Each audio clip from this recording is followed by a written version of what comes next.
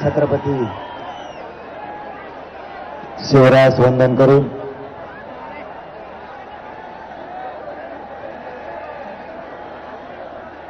महाराष्ट्रभरातून आलेल्या माझ्या सर्व मराठा बांधवांना मानाचा देशवर सगळ्या गल्ला फुल केला होता तुम्ही. आपली मोगाची बैठक झाली. पुढे येऊ नका बरं का कोणी, सगळे माग सरका, पुढे येऊ नका.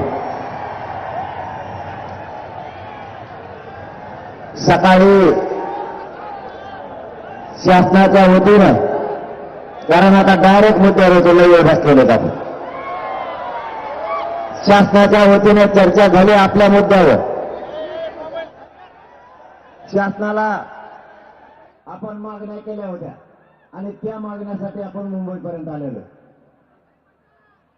मराठा मध्ये बोंबलो जाऊ नको, आम्ही विकासासाठी चाललेलो. कधी काही ऐकायचं शिका. तुमचे तराकडे लावा जातो तर दुसऱ्या डाव साधीचे डाव साधून फिरून द्यायचं नाही कोणाला, बोंबलायचं नाही. काय पण तुम्हाला आरक्षण पाहिजे, बाकीचं काय करायचं.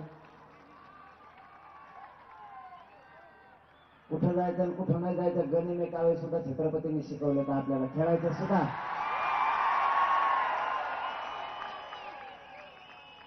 त्याच्या पत्रात बोलायला टाकायचं, वाटोळ झालं इथं पोरांचं. सरकारची चर्चा झाली आणि त्यांचे मंत्री महोदय मात्र कोणी आलेले नव्हते.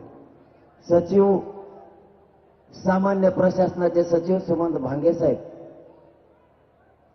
हे सगळा चर्चेचा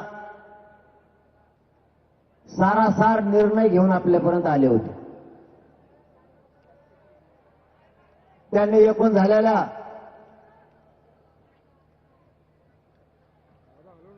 त्यांचे काय काय निर्णय आहेत, कसे कसे आहेत याबाबत आपल्याला सकाळी सांगितलं.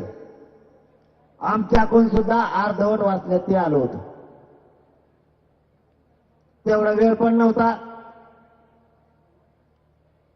प्रत्येक माणूस आपल्यातला झोपीनं ताटलेला आहे.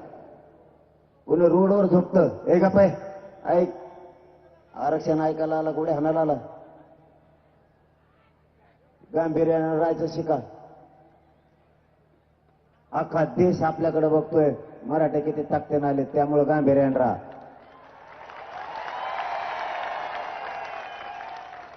सरकारनं त्यांच्याबद्दलची काय भूमिका आहे आणि आपली भूमिका काय.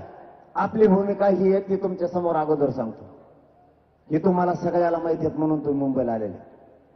आपलं म्हणणं होतं, जर 54 लाख नोंदी मराठ्यांच्या जर खरंच सापडल्यात, मराठा ओबीसी आरक्षणात असलेल्या, तर ते प्रमाणपत्र